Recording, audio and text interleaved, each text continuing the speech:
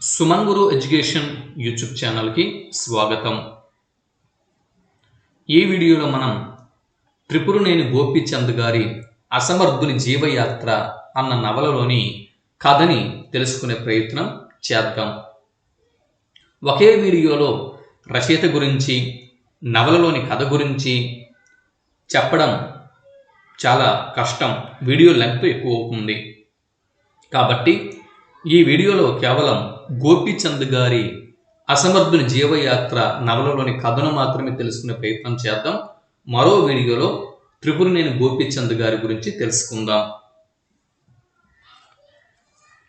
గోపీచంద్ అసమర్థుని జీవయాత్ర ఈ నవలని ప్రస్తుతం మనం పరిశీలన చేస్తున్నాం.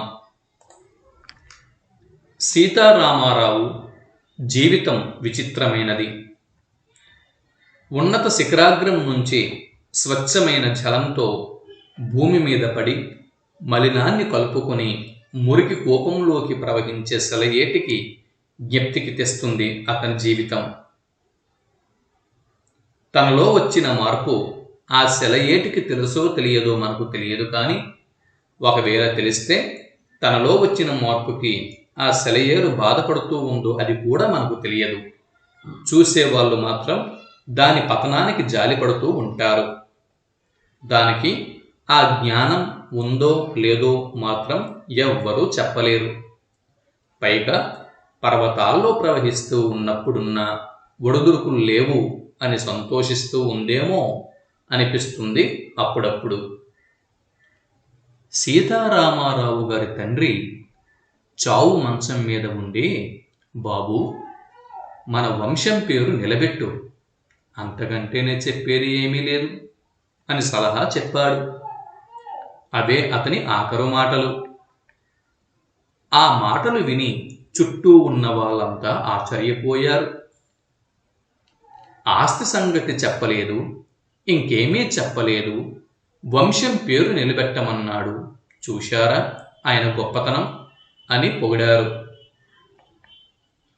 ఆ గొప్పతనం వాళ్ళ వంశంలోనే ఉంది అన్నారు అంతా. నిజంగా వాళ్ళ వంశం గొప్పదే. వాళ్ళ ముత్తాత తాత ఆ ఊరికి చెరువు త్రవ్వించాడు, సత్రం కట్టించాడు. వాళ్ళ తాత నల్లగా వీరభద్రుడెవరు ఉండేవాడు. కర్ర చేత్తో పట్టుకొని బజార్ను నడుస్తూ ఉంటే ఎవరికైనా కూర్చునే ప్రాప్తం ఉండేదా? ఆడవాళ్ళు తుర్రున ఇంట్లోకి పరుగెత్తేవాళ్ళు. ఆయన పేరు చెబితే చాలు, పిల్లలు హడలుకొని మారామం కట్టిపెట్టి కుక్కిన పేలయ్యేవాళ్ళు. ఆ ఊళ్ళో దేవాలయం కట్టించింది ఆయనే.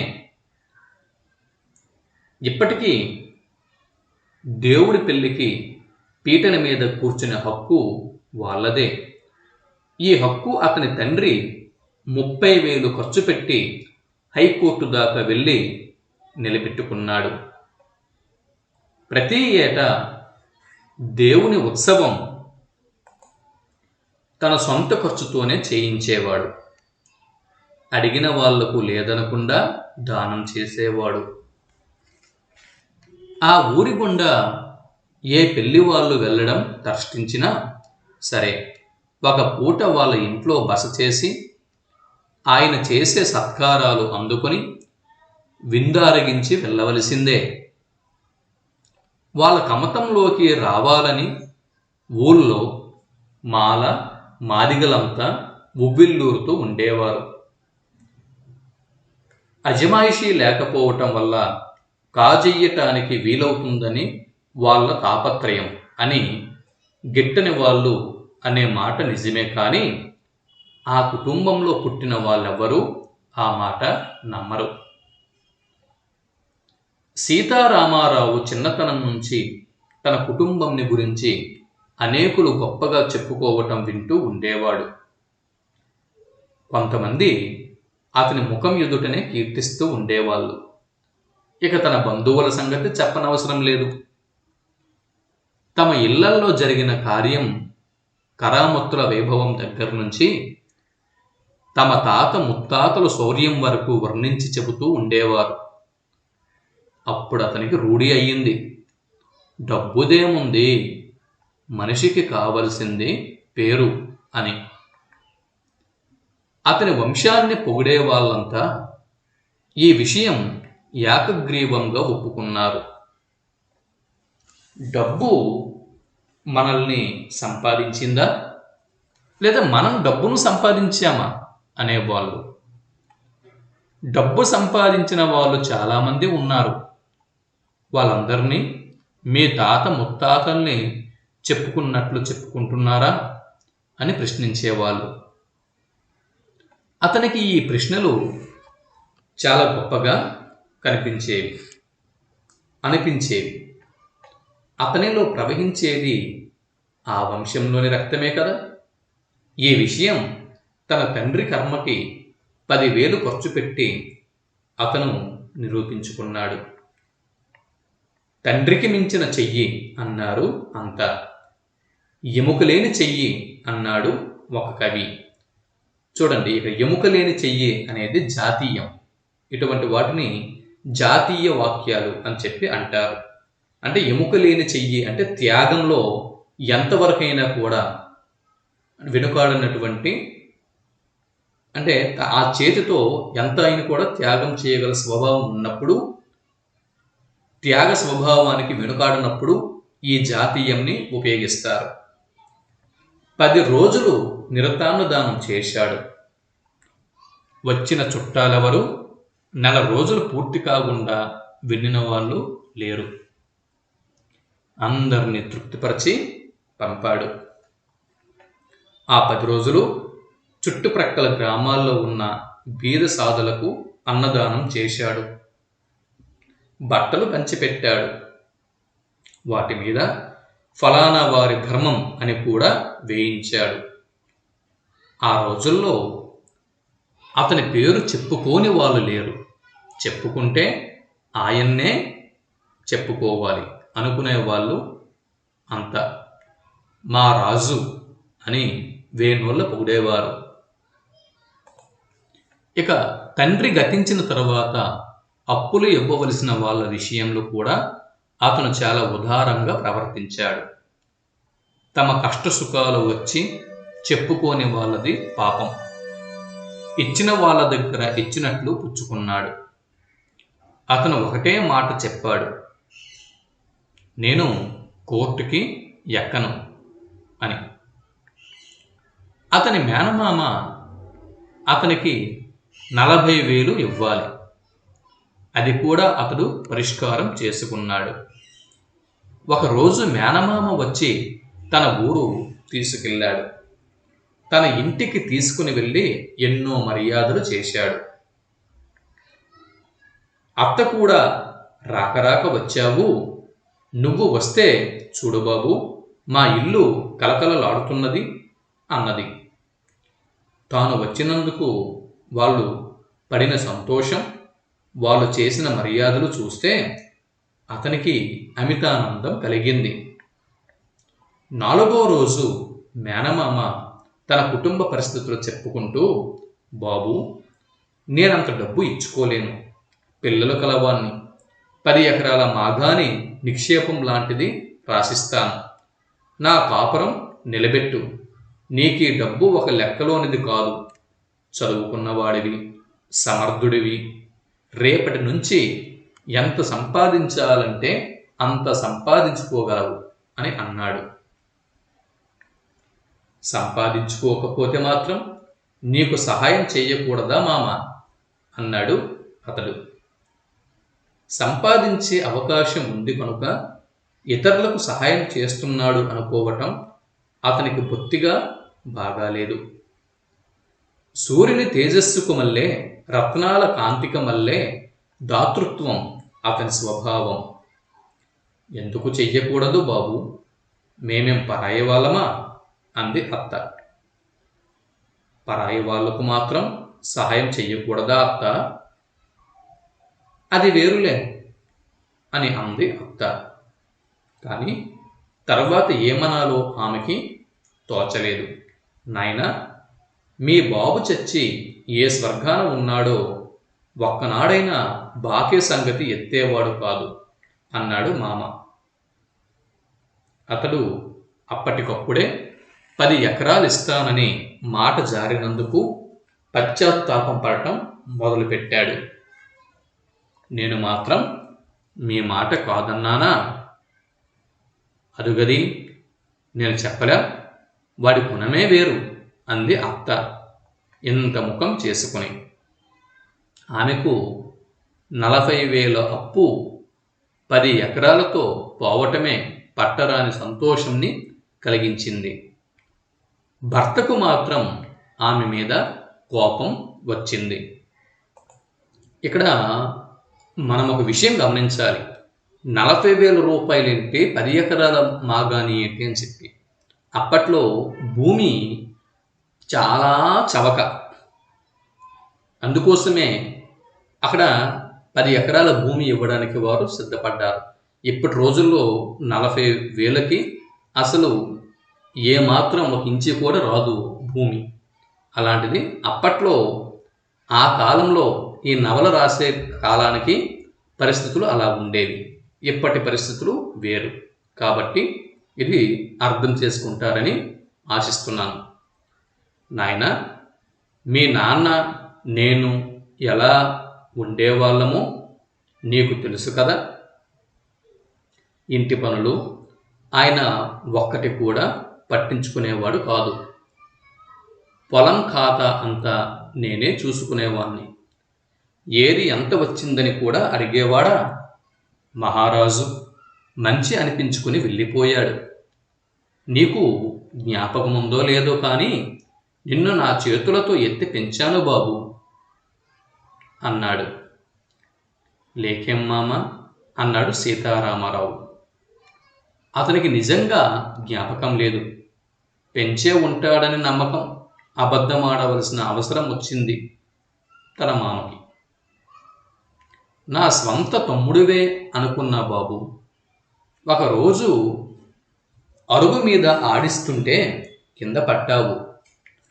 ఎక్కడ దెబ్బ తగిలిందో అని నా ప్రాణాలు పైనే ఎగిరిపోయినట్టే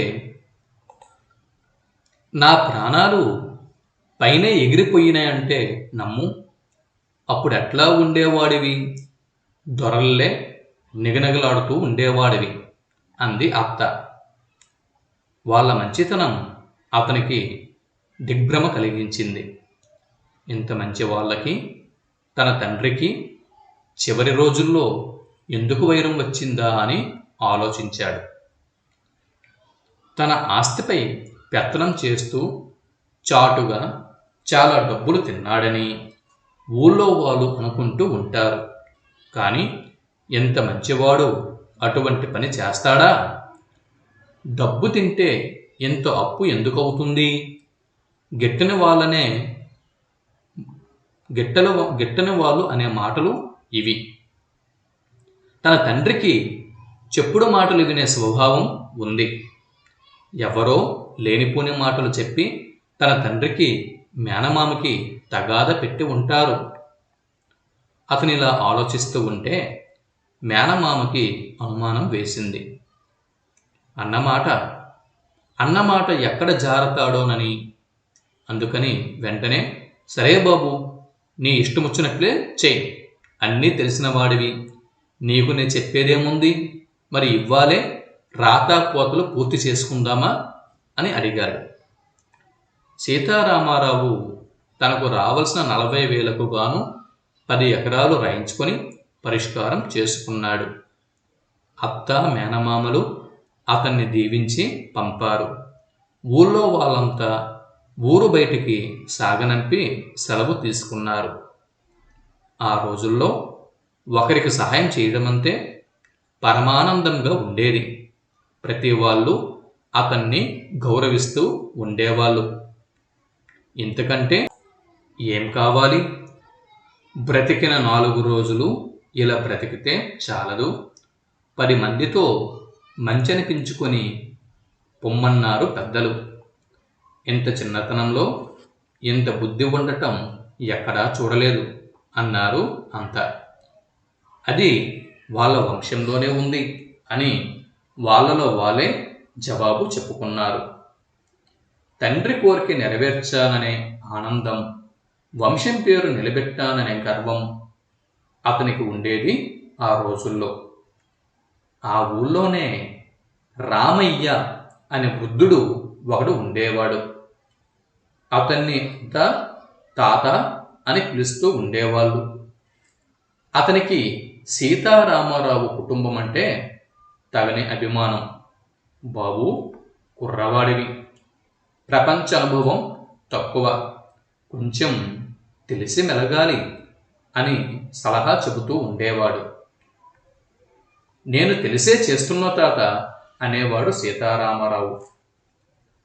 చేతుల్లో 4 రాళ్లుంటే అంతా మూగుతారు, తర్వాత మన మొగం చూచేవాళ్ళు ఉండరు బాబు. మళ్ళీ ముఖం చూస్తారనే ఆపేక్షతో నేనీ పనులు చేయటం లేదు తాత, చెయ్యడం కోసమే చేస్తున్నాను. పశ్చాత్తాపపడవలసిన పనులేమీ చెయ్యకు బాబు. పశ్చాత్తాపపడవలసి వస్తే హృదయంలో తేళ్ళు జర్రులు నివాసం ఏర్పరచుకుంటాయి. నువ్వెప్పుడు మంచి పనులు అనుకున్నవన్నీ ఎదురు తిరుగుతాయి. ఇప్పుడు నీ వల్ల సహాయం పొందే వాళ్ళనే విరోధం చేసుకుంటావు.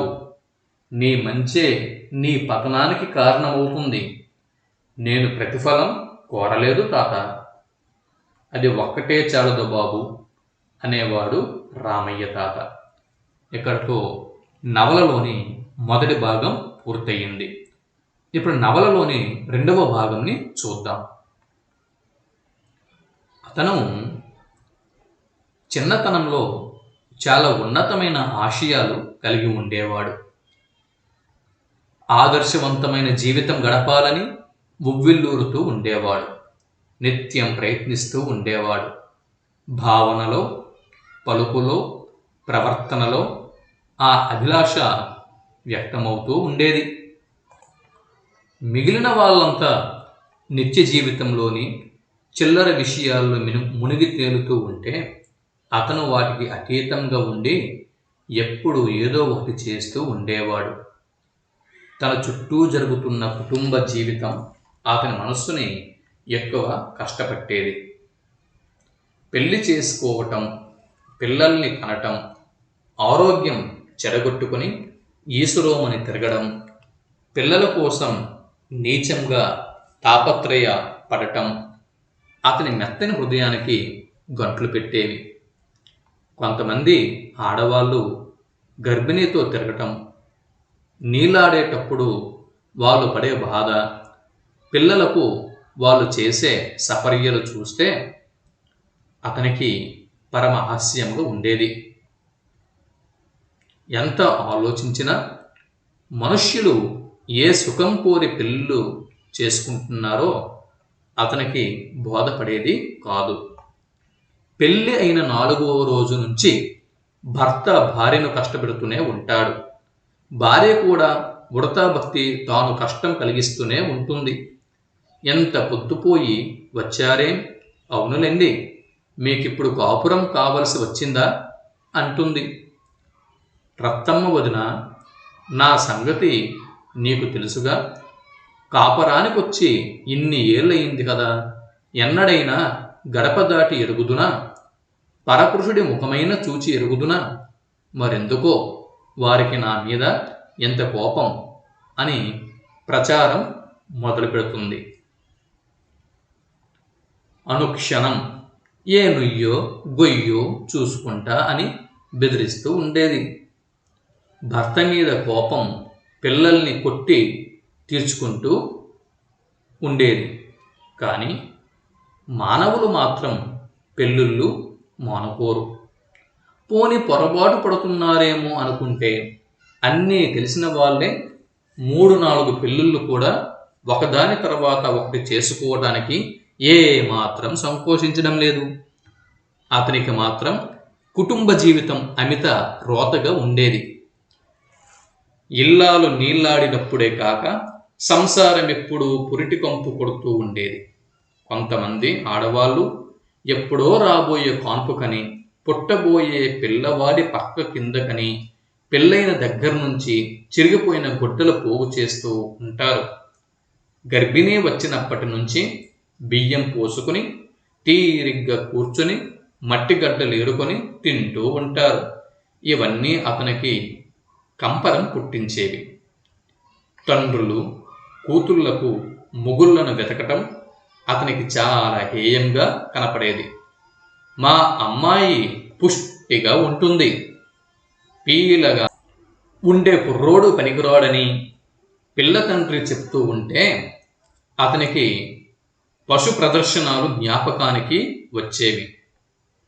ప్రత్యక్షంగా కళ్ళతో చూస్తూ పెళ్ళి ఎలా చేసుకోవటం, చేసుకుంటే తన ఆదర్శం ఎలా చెల్లుతుంది, అందుకని ఆలోచించి ఏ పరిస్థితులలోనూ పెళ్లి చేసుకోకూడదు అని నిశ్చయం చేసుకున్నాడు. వాహ్వా, ఏమి నిర్ణయం! స్నేహితులు గాని బంధువులు గాని ఈ ప్రస్తావన తెస్తే నాకేమిటి, పెళ్ళేమిటి అనేవాడు. తనను అందరినీ చూసినట్టు చూడడం అతనికి కష్టం వేసేది. వాళ్ళు తెలివిగా నవ్వుతూ మేము ఇట్లా అన్నవాళ్ళమే లేవోయ్ అనేవారు. అతని మాట నమ్మేవాళ్ళు కాదు. చెప్పుదు, నువ్వు అంగీకరిస్తే రత్నం లాంటి పిల్లను తెచ్చి చేస్తాను అనేవాళ్ళు స్నేహితులు. అతను మనసులో కలవరపడి, నేను సుఖపడటం మీకు ఇష్టం లేదా అని గంభీరంగా ప్రశ్నించేవాడు. అయితే ఎక్కడన్నా ఏర్పాటు చేశావో ఏమిటో ఓయ్ అని ప్రశ్నించేవాళ్ళు స్నేహితులు చాలా కుతూహలంగా. అతను గొక్క తిప్పుకొని మీకు అర్థం కాదు అనేవాడు. అటువంటి అతను పెళ్లి చేసుకుంటాడని తెలిసేటప్పటికీ స్నేహితులు బంధువులు విస్తుపోవటంలో ఆశ్చర్యమేముంది. ప్రతివాడు వచ్చి అతన్నే అడిగేవాడు యథార్థం తెలుసుకోవాలనే ఉద్దేశంతో. ఏమోయ్, పెళ్లి చేసుకుంటున్నావట, నిజమేనా? చేసుకుంటున్నాను. ఏమిలా చేశావు? నేను పెళ్లికి ఒక నూతన అర్థం కల్పిస్తాను. ఏమిటది? నేను మీ అందరికి మళ్ళీ ఈ యంత్రానికి బానిసను అవను. దాన్ని నా సిద్ధాంతానికి ఉపయోగించుకుంటాను. ఎట్లోగో కొంచెం చెప్పు, మీరే చూస్తారుగా అనేవాడు. తన అభిప్రాయాలు వాళ్ళతో చర్చించటానికి అతనికి ఇష్టం లేదు. అసలు సంగతి ఏమిటంటే అప్పుడు అతను గురుకులంలో చదువుకుంటున్న ఇందిరను ప్రేమించడం జరిగింది. పెళ్లి చేసుకోకపోతే ఏం చేసేటట్టు? పెళ్లి చేసుకోకపోతే ఆమె దగ్గరికి రానివ్వదు. పైగా ఆమె తండ్రి పోలీసు ఉద్యోగి కాబట్టి పిల్లలు కలగకుండా జాగ్రత్త పడి తన భార్యకు కూడా స్వాతంత్ర్యం ఇస్తే పెళ్లిలో ఉన్న చెడు తనకు అంటదనుకున్నాడు. ఆమె జీవితం ఆమెది, నా జీవితం నాది, మధ్య ఆనంద డోలికలు అనుకున్నాడు. కానీ అతను అనుకున్నట్లు ఏమీ జరగలేదు. ఇక్కడ సంవత్సరం తిరిగి వచ్చేటప్పటికి పొత్తిగుడ్డలు కొరవైనాయి. తన భార్య బియ్యంలో మట్టి గడ్డలు ఏరడం మొదలుపెట్టింది. అతనికి ఒక ఆడ శిశువు జన్మించింది. ఆనాడు అతను పడ్డ బాధ పైన భగవంతుడికి, క్రింద భూదేవికే తెలియాలి.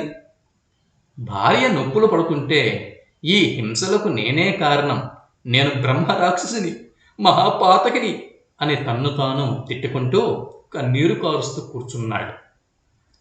మారణ యంత్రం తన్ను వశం చేసుకుంటుందన్న గ్రహించాడు. కానీ ఏం లాభం? 5 సంవత్సరాలు దాటేటప్పటికీ 2 పిల్లలు కలిగారు. 3 గర్భస్రావాలు జరిగినాయి. అతను జీవితం చేతులలో కీలుబొమ్మ అయ్యాడు. పరిస్థితులు తారుమారైనాయి. ఉద్యోగం చెయ్యక తప్పింది కాదు. అతని మామ ఒక పెద్ద ఫరంలో గుమస్తాగిరి ఇప్పించాడు. మా అల్లుడు కొంచెం చాదస్తుడు, ఒక గంట కనిపెడుతూ ఉండండి అని మేనేజర్తో చెప్పిపోయాడు. ఎక్కడైనా జాగ్రత్తగా ఉండు, అప్పుడప్పుడు మేనేజరు ఇంటికి వెళ్ళి వస్తూ ఉండు, పెద్దవాళ్ళు దర్శనం చేసుకోవటం ఎప్పటికైనా మంచిది అని అతనికి బోధించి వెళ్ళాడు మామ. తన మామ సహాయంతో పొట్ట పోసుకోవలసి వచ్చినందుకు చాలా కించపడ్డాడు. తన మామకి తను ఎంత లోకువ అయి ఉంటాడు. తన భార్య తనను గురించి ఏమనుకుంటుంది? స్నేహితులు కొంటి నవ్వులు నవ్వటం మొదలుపెట్టారు. ఒకరిద్దరు, ఇదేనా నీవు పెళ్లికి కల్పించిన నూతన అర్థం అని అడిగారు. నీ మాట నీవు నిలబెట్టుకున్నావు. నువ్వు పెళ్లికి బానిసవయ్యావా ఏమిటి? మామకు అయ్యావు కాని అన్నారు కొందరు. అది ఎగతాళిగా. అతనికి మామ మీద కోపం వచ్చింది. అస్తమానం ఆయన్ని గురించే ఆలోచించేవాడు. అతను లేకపోతే అతని కూతురు ఉండేది కాదు. అతని కూతురు ఉండకపోతే తనకి పెళ్లి ఉండేది కాదు. తనకు పెళ్లి లేకపోతే ఈ బాధలు ఉండేవి కావు. తనకి ఒక్క క్షణం ఈ ప్రపంచం మాయలమాయంగా కనిపించింది. కనపడకుండా ఉండి ఈ ప్రపంచాన్ని నడుపుతున్నారు వాళ్ళు. అతను ఉద్యోగం చెయ్యలేకపోయాడు. ఒకరోజు ఆఫీసులో అకౌంట్ పుస్తకం ముందు వేసుకుని లెక్కలు రాయటానికి బదులు మార్జిన్లో ఈ బొమ్మ గీశాడు. ఇదిగో స్క్రీన్ మీద కనిపిస్తుంది కదా, ఈ బొమ్మని అక్కడ గీశాడు. అది చూచి మేనేజర్ మండిపడుతూ ఇదేమిటి అని అడిగాడు. మామ అని ఇకిలించాడు సీతారామరావు. ఎవరి మామ అన్నాడు మేనేజర్. మీ మామ కూడా ఇలాగే ఉంటాడా ఏమిటి? ఒకరి మామ ఏమిటి, అందరి మామను. పిల్లనిచ్చి మామ చూశారా, వీడి తల పెద్దది, కళ్ళు చిన్నవి, చేతులు సన్న, ముక్కు పెద్దది అని తను గీసిన బొమ్మ చూపుతూ చెప్పాడు. అతనికి ఆవాలి ఉద్యోగం ఊడింది. అది అసలే మేనేజరు అతని మీద కోపంగా ఉంటున్నాడు. మొన్న కూతురు రైలుకి వెళుతుంటే బండి తీసుకురమ్మని సీతారామరావుకి చెబితే నేనా బండె నీ కూతురిక అన్నాడు. అది మనసులో పెట్టుకుని మేనేజరు డిస్మిస్ చేశాడు సీతారామరావుని. ఉద్యోగం ఊడిందని తెలియగానే మేనేజర్ దగ్గరకు వెళ్ళాడు సీతారామరావు. ప్రాధేయ పట్టానికి వచ్చాడు అనుకుని బిర్ర బిగిసి కూర్చున్నాడు మేనేజర్.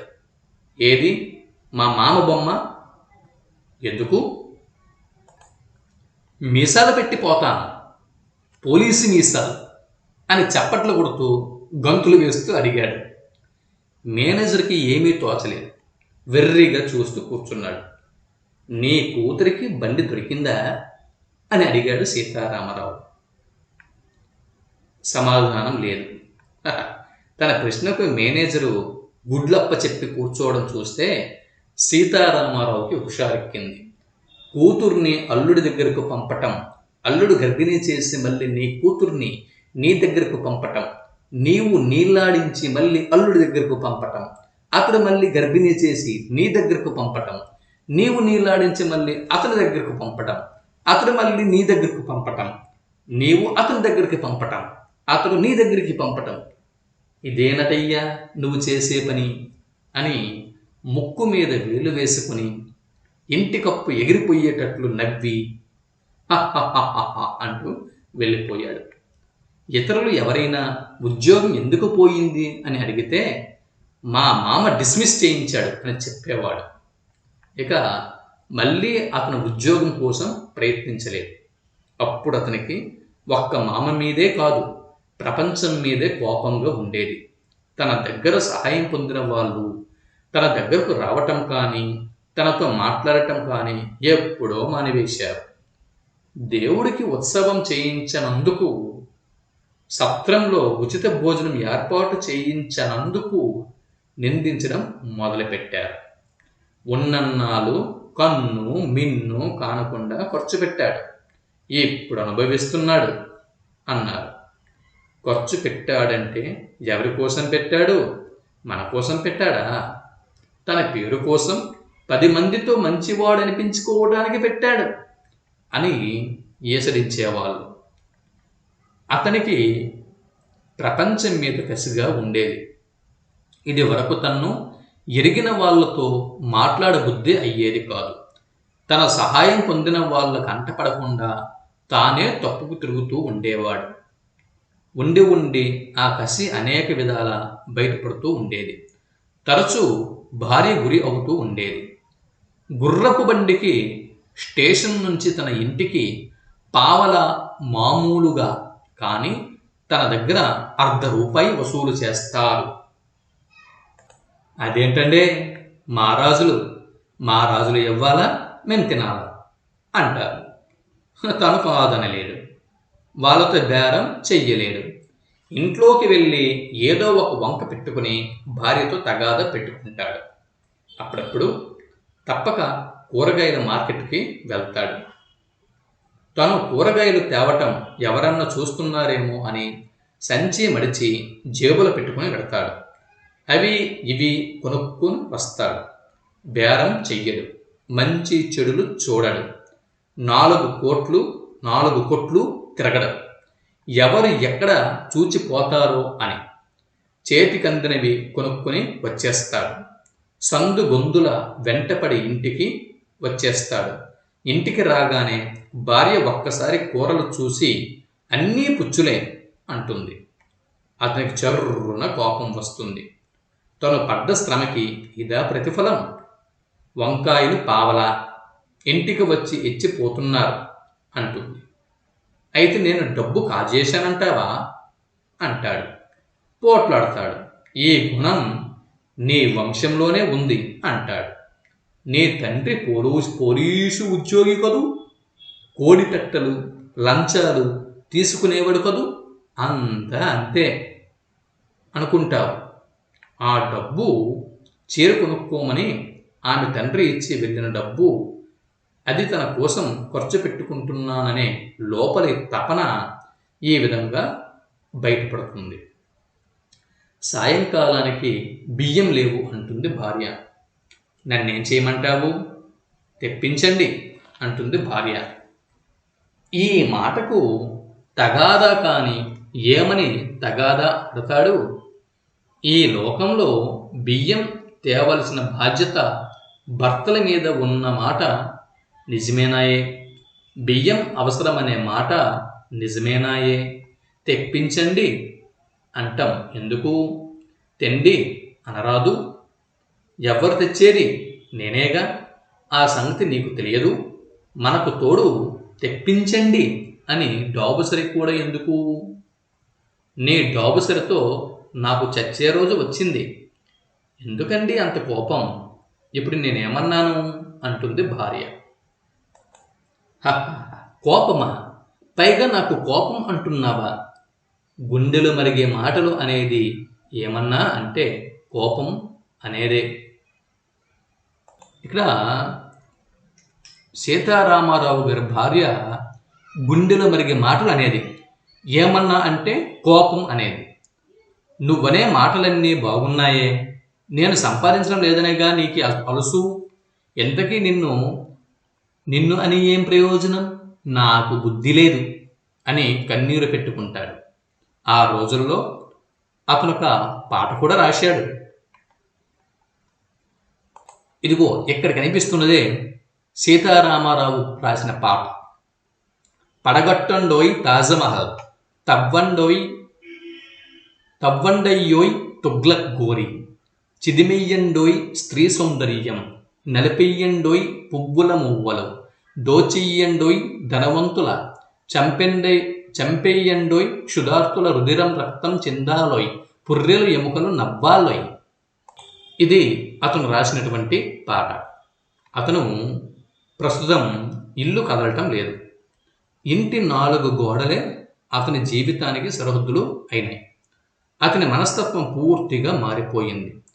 ఏదో పని ఉన్నట్లు ఎప్పుడు తిరిగే వాళ్ళని చూస్తే ఒకప్పుడు నవ్వు, ఒకప్పుడు కోపం కలుగుతూ ఉండేవి. అప్పుడప్పుడు ఎవరైనా కనబడి ఏం చేస్తున్నారు అని అడిగేవారు. ఏముంది చెయ్యటానికి అనేవాడు. ఈ జవాబు వాళ్ళకి విచిత్రంగా కనిపించేది. వాళ్ళు ఒక్క క్షణం నిలబడి ఆలోచించుకోరు. ఆలోచించుకుంటే వాళ్ళకి తెలుస్తుంది, వాళ్ళు అజ్ఞానులు. ఈ ప్రపంచం అజ్ఞానుల కోసం చెయ్యబడ్డదే అవటం వల్ల వాళ్ళు సుఖపడుతున్నారు. హాయిగా జీవితం గడుపుతున్నారు. అంతేగాని ఆలోచించి చూస్తే ఈ ప్రపంచంలో ఏముంది? ఏం చెయ్యటానికైనా ఈ ప్రపంచం అనుక్షణం మారుతూ ఉంటుంది. కానీ ఈ మార్పు ఎందుకో ఎవ్వరికీ అర్థం కాదు. ఈ మార్పుకి ఆదర్శం ఉన్నట్టు కనపడదు. ఇక మానవుడు చేసేది ఏమిటి? కొంతమంది సంఘ సంస్కరణ విప్లవం అంటూ తిరుగుతూ ఉంటారు. ఏదో బ్రహ్మాండమైన పని చేసేస్తున్నట్టు వాళ్ళు రొమ్ములు విరుచుకొని కేకలు వేసుకుంటూ తిరుగుతూ ఉంటే వాళ్ళని చూచిన కొద్దీ జాలి వేసేది సీతారామరావుకి. ఏమిటి వీళ్ళు చేసేది? సంఘానికి పరిపక్వ దశ అనేది లేదు కదా, మరి దేనికోసం వీళ్ళ ఆర్భాటం? ఒక సమస్యను పరిష్కరిస్తే ఆ సమస్య పరిష్కారంలో నుంచి మరొక సమస్య పుట్టుకొస్తుందని పెద్దలు చెబుతున్నారు. ఇదే ప్రపంచ పరిణామం అని కూడా అంటున్నారు. కాబట్టి ఎప్పటికప్పుడు మానవుల్ని బాధ పెట్టే సమస్య ఏదో ఒకటి ఉంటూనే ఉంటుంది. కొంతమంది మానవులు బాధపడుతూనే ఉంటారు. ఇక వీళ్ళు చేసేదేమిటి? తమ్ము తాము మోసం చేసుకుంటున్నారా? ప్రజలను మోసం చేస్తున్నారా? మరి ఇంతమంది నాయకులు, ఎంతమంది మేధ సంపన్నులు, శాస్త్రవేత్తలు ఉన్నారే, వీళ్ళంతా ఈ మాత్రం తెలియకేనా ఇన్ని కష్టాలు పడుతున్నారు? ఈ ప్రశ్నకు అతనికి వెంటనే జవాబు దొరికింది. కుర్రతనంలో ఉబలాటం కొద్దీ సంఘానికి సేవ చేయాలని బయలుదేరతాడు. ఇప్పుడున్న సంఘంలో బాధపడే వాళ్ళని చూచి ఉద్ధరిద్దామని బయలుదేరుతారు. కొన్నాళ్లకు తాము చేసే పని పట్ల ఏమీ లాభం లేదని తెలిసినప్పటికీ వెనక్కు తగ్గే అవకాశం ఉండదు. లోకులకు యథార్థం చెప్పే ధైర్యం ఉండదు. అప్పటికే సంఘంలో వాళ్లకు గౌరవ స్థానం లభించి ఉంటుంది. వాళ్ళ మాటలు నమ్మి అనేక కష్టాలకు ఓర్చి అనేకులు వాళ్లకు అనుచరులై ఉంటారు. వాళ్లకు ఏం చెప్పేటట్టు, నేను ఇదివరకు చెప్పింది అంత తప్పు అంటే వాళ్ళు ఊరుకుంటారా? అతని మాటలు నమ్మి తాము చేసిన స్వార్థ త్యాగం, పడిన కష్టాలు అన్ని జ్ఞాపకం వస్తే ఇంకేముంది, కొంపలు కూలిపోవు. అందుకని వాళ్ళకు సత్యం తెలిసినా పైకి చెప్పరు కదా. యథాప్రకారం జీవయాత్ర సాగిస్తారు. చచ్చే వరకు తమకు నమ్మకం లేకపోయినా సంఘ సంస్కరణ విప్లవం అంటూనే ఉంటారు. ఈ విధంగా ఆలోచిస్తూ ఉండేటప్పటికీ అప్పుడు పనిచేస్తున్న సంఘ సంస్కర్తలంతా ఒక్కొక్కరే జ్ఞాపకం వచ్చారు సీతారామరావుకి. ఒక కుర్రవాడు రాజకీయాల్లో బాగా పనిచేస్తూ ఉండేవాడు. అటువంటి కుర్రవాడికి తన కూతురునిచ్చి పెళ్లి చేసి ఒక దేశ నాయకుడు అతనిని రాజకీయాలలో నుంచి విరమింపచేసి ఒక దినపత్రికలో ప్రవేశపెట్టాడు.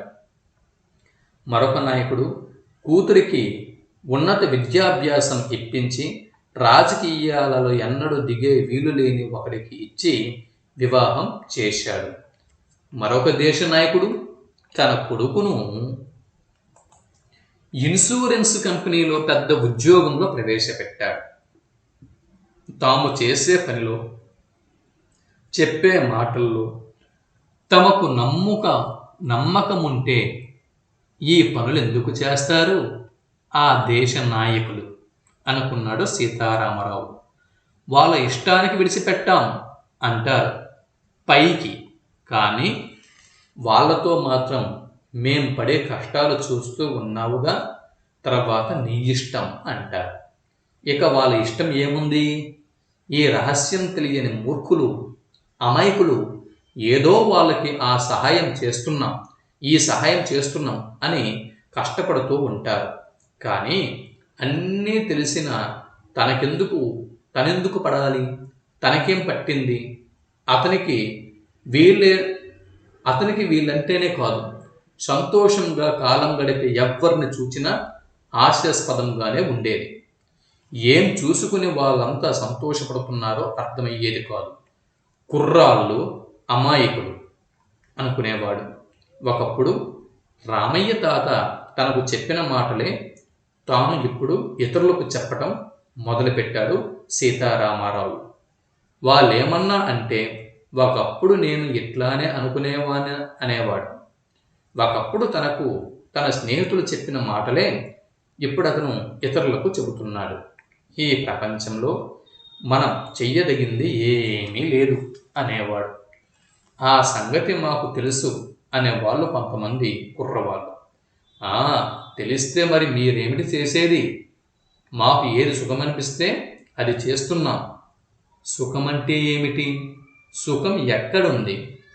మృగాల కంటే మీరు సుఖంగా ఉన్నారని మీరు చెప్పగలరా? సుఖం బుద్ధిలో ఉంటుంది, తృప్తి పడటంలో ఉంటుంది. రాత్రింబగళ్ళు పొలాల్లో పనిచేసే కూలీవాడి కంటే ధనవంతుడు సుఖపడుతున్నాడని ఎవరు చెప్పగలరు? సర్వసంగ పరిత్యాగి కన్నా భోగి సుఖపడుతున్నాడని ఎవరు చెప్పగలరు? అజ్ఞాని కన్నా జ్ఞాని సుఖపడుతున్నాడని ఎవ్వరు చెప్పగలరు? ఆలోచించి చూస్తే ఈ ప్రపంచంలో నిజంగా సుఖపడేది అజ్ఞాని మాత్రమే, జ్ఞానులు కాదు అని తేలుతుంది. అజ్ఞానిని ఆలోచనలు వేధించవు. తనకు అందని ఆదర్శాలతో హైరాణ పడడు. అతనికి ఉన్న సుఖం మరెవ్వరికి ఉండదు అనేవాడు సీతారామారావు.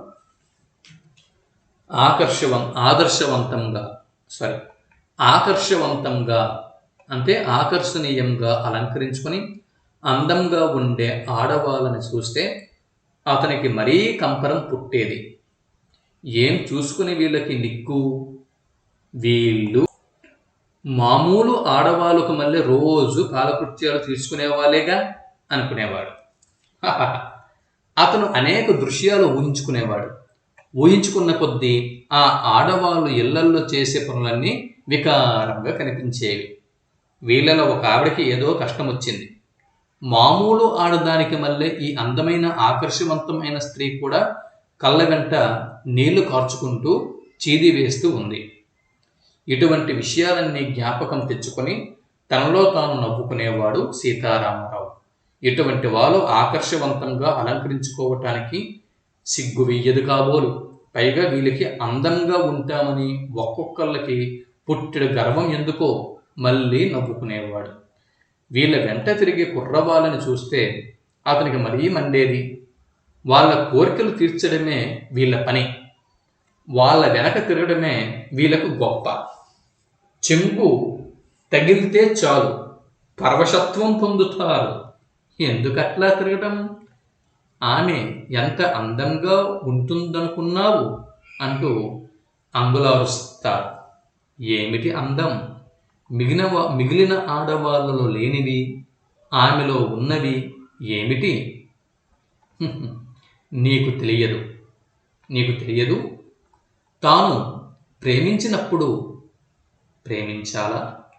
వీళ్ళందరికంటే ఎక్కువగానే ప్రేమించాడే. ఏమిటి తనకు తెలియంది? మీరిది చాలా గొప్ప విషయం అనుకుంటున్నారు. పశువులకు మీకు భేదం ఏముంది? పశువులింక నయం అని చేదరించుకునేవాడు. నీకు హృదయం లేదు అంటారు.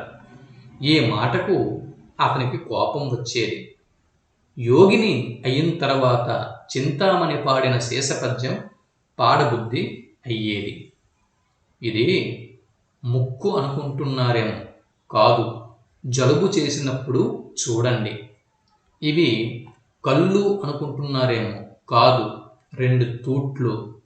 ఇవి స్తనాలు అనుకుంటున్నారేమో, కాదు, మాంసపు ముద్దలు.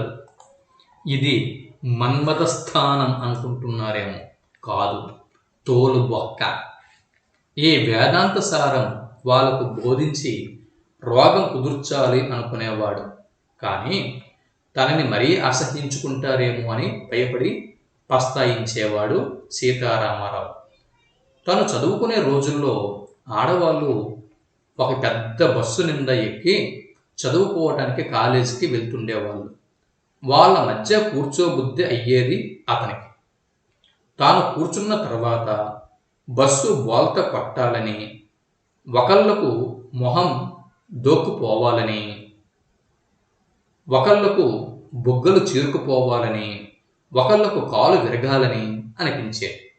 అట్లా తయారైన వాళ్ళని ఊహించుకుంటే అతనికి ఎందుకో గాని చాలా సంతోషంగా ఉండేది. కానీ అట్లా కోరడం తప్పని ఆ భావంని బలవంతంగా అంచుకునేవాడు. పైకి రానిచ్చేవాడు కాదు. ఇప్పుడు మళ్ళీ అదే భావం వివిధ రూపాలలో బహిర్గతం అవుతుంది. దాన్ని ఆపే శక్తి ఇప్పుడు అతనికి లేదు. అతడు అనేక రకాలైన ఆలోచనలతో మదనపడి చివరికి అసలు ఆలోచించడమే తప్పనే నిర్ణయానికి వచ్చాడు. అతి చిన్న విషయాన్ని గురించి దీర్ఘంగా ఆలోచించడమే తన బాధలకు మూల కారణం అని అనుకున్నాడు. తీరిక ఉంటే ఆలోచనలు రాక తప్పవు. తీరిక లేకుండా చేసుకోవటానికి కాయ కష్టం మొదలుపెట్టాడు. ఇంట్లో పనులన్నీ అతనే చేసుకోవటము మొదలుపెట్టాడు. దొడ్డి నిండా కూరగాయల పొదలు పెట్టి అస్తమానం వాటిని నీళ్లు పోస్తూ కూర్చునేవాడు. ఈ పద్ధతి మొదట్లో బాగానే ఉంది అనిపించింది. కానీ కొద్ది రోజులు గడిచేటప్పటికి బలహీనం ఎక్కువైంది. కాయ కష్టం పడే అలవాటు అతనికి లేకపోవటం వల్ల శరీరంలో వేడి ఎక్కువై నిస్సత్తువగా ఉండేది. ఎప్పుడు ఒళ్ళంతా నొప్పులుగా ఉండేది. వీటి వల్ల అతనికి కోపం, చిరాకు ఎక్కువైనాయి. కుటుంబ జీవితం దుర్భరం చేసుకోవటం మొదలుపెట్టాడు. చీటికి మాటికి భార్యను తిట్టేవాడు, కూతుర్ని కొట్టేవాడు. రామయ్య తాత ఒకనాడు, "ఇది నీకు తగదు అబ్బాయి" అని చెప్పాడు. ఎవరి పని వాళ్ళు చేసుకోవటం మంచిదేగా తాత, ఇది నువ్వు చేయవలసిన పని కాదు. ఎందుకని? నీకు అలవాటు లేదు బాబు. ఏదైనా ఉద్యోగం సంపాదించుకుని హాయిగా కాలం గడుపు అన్నాడు. ఈ జీవితం జంజాటం నేను పడలేను తాత అన్నాడు సీతారామరావు. మరి తప్పదు బాబు, ఎక్కడికి పోయినా అది వెంట పడుతూనే ఉంటుంది. బతికినన్నాళ్ళు ఏదో ఒక రకంగా జీవితంలో పాల్గొనవలసిందే. మనం దేనికి పనికి వస్తామో తెలుసుకొని ఆ పని చేస్తూ ఉండటం మంచిది. ఎప్పుడో ఒకసారి అందరం చావవలసిందేగా. అవును బాబు, ఇక ఈ తాపత్రయం ఎందుకు? చచ్చి ఏం చెయ్యాలో తోచక బాబు. ఈ కష్టాలుండవుగా, ఈ సుఖాలుండవు, ఏమీ ఉండదు. ఏమీ లేని దానికన్నా ఈ జీవితమే మెరుగని కొందరి అభిప్రాయం. ఇంకొక సంగతి కూడా చెబుతారు. ఇప్పుడు చాలామంది కష్టాలను అనుభవిస్తున్న మాట నిజమే. కానీ ఎప్పటికైనా కష్టాలు లేని జీవితం మానవుడికి లభించకపోతుందా అనే ఆశ చాలామందికి ఉంది. ఎవరికి తోచిన విధంగా వారు ప్రయత్నిస్తున్నారు. కానీ చచ్చి మాత్రం చేసేదేముంది బాబు? ఒకళ్ళు చచ్చినంత మాత్రాన ఈ ప్రపంచ సమస్య తేలేదేముంది? పుట్టేవాళ్ళు పుడుతూనే ఉంటిగా.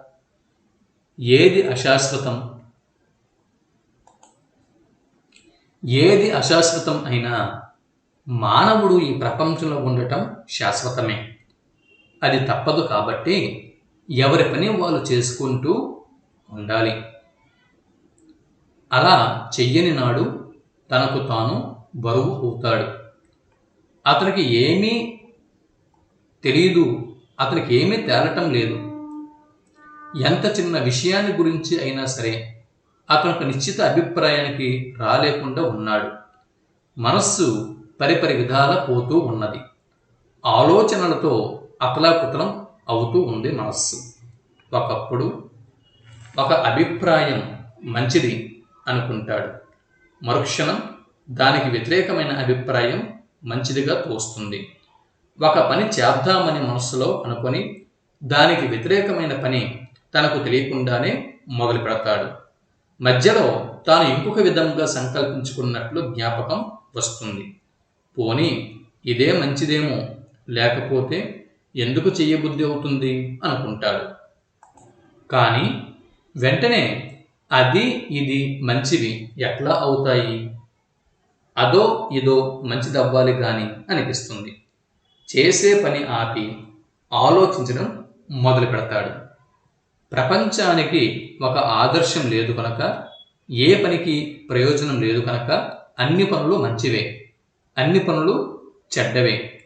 పెద్దలు ప్రతి విషయానికి బహుముఖాలు ఉంటావి అని అంటారు. అంతేకాని ఇది మంచి ఇది చెడు అనేది లేదు. చూడటం మీద ఆధారపడి ఉంటుంది. చూచి లేనిది కల్పించుకుని బాధపడిన దానికంటే అసలు చూడటమే మానుకుంటే అతని హృదయసీమలో హఠాత్తుగా ఒక భావం విరిసేది. అసలు ఏదో ఒకటి చెయ్యాలనుకోవటంలోనే ఈ చిక్కులన్నీ వస్తున్నాయేమో. మెదలకుండా కూర్చునేవాడు. మనస్సు పరిపరి విధాల పోనివ్వకు చిక్కబట్టు అంటారు పెద్దలు. పరిపరి విధాల ఆలోచించేదే తనైనప్పుడు ఇక చిక్కుబడేదెవ్వరు? పరిస్థితుల వల్ల భావాలు మారుతాయి. పరిస్థితులు మార్చుకోమని సలహా చెబుతారు కొందరు. పరిస్థితుల వల్ల పరిస్థితులు మార్చుకునే శక్తి లేక తను పడి ఉంటే ఇక పరిస్థితుల్ని మార్చేదెవరు? చూసేదాన్ని చూడు అంటారు వేదాంతులు. చూచేదే తనైనప్పుడు చేసేదాన్ని తనెట్లా చూస్తాడు? అతని జీవితం గొడవైపోయింది. తల ఆలోచనల పుట్ట అయ్యింది. తలే కాదు, అతని జీవితమే ఆలోచనల గూడు. ఎప్పుడు ముసుగు పెట్టుకొని పడుకొని కళ్ళు మూసుకొని బాహ్య ప్రపంచాన్ని మర్చిపోయి ఆలోచించేవాడు. ప్రశ్న మీద ప్రశ్న పుట్టుకొచ్చేది, కానీ ఏ ఒక్క ప్రశ్నకి సరైన జవాబు దొరికేది కాదు.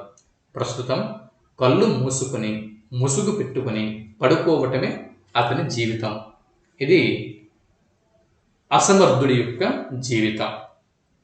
ఇదండి సీతారామారావు అనేటటువంటి అసమర్థుడి జీవితం గురించి ఇంతవరకు మనం ఈ వీడియోలో చెప్పుకోవటం జరిగింది. ఇక తర్వాతి వీడియోలో, ఈ తదుపరి వీడియోలో మనం ఈ సీతారామారావు అనేటటువంటి అసమర్థుడికి ఒక భార్య ఉన్నది కదా, కాబట్టి అసమర్థుడి భార్య జీవితం గురించి తదుపరి వీడియోలో మనం తెలుసుకునే ప్రయత్నం చేద్దాం. ఈ వీడియోలో చూడండి, ఈ నవల చాలా మంచి నవల. దీనిలో చాలా సైకలాజికల్గా, అంటే మన లైఫ్కి సంబంధించినటువంటి ఒక పెద్ద ఫిలాసఫీయే ఉంది. ఇది ప్రతి ఒక్క లైన్ని, అంటే ప్రతి ఒక్క అంశాన్ని కూడా వివరించే అంత టైం లేదు కాబట్టి, అంత సమయం లేదు కాబట్టి, ఇక్కడ వివరించడానికి అంత అవకాశం కూడా లేదు కాబట్టి నేను వివరించలేకపోయాను. కానీ ఇంతవరకు మనము చూస్తే ఇందులో చాలా ఫిలాసఫీ దాగి ఉంది మన లైఫ్కి సంబంధించినవి. ఒక్కసారి మొదటి నుంచి మనం ప్రారంభించినప్పటి నుంచి ఇప్పటి వరకు ఈ నవలను కనుక మనం తీక్షణంగా పరిశీలన చేస్తే చాలా ఫిలాసఫీ జీవితానికి సంబంధించి దొరుకుతుంది. సరే, మరో వీడియోలో అసమర్థుని భార్య గురించి తెలుసుకుందాం. ఓవరాల్గా అసమర్థుని జీవయాత్ర అన్న నవలని కొన్ని భాగాలు చేసి మనం పూర్తి చేద్దాం. తదుపరి భాగం తదుపరి వీడియోలో తెలుసుకునే ప్రయత్నం చేద్దాం. స్వస్తి.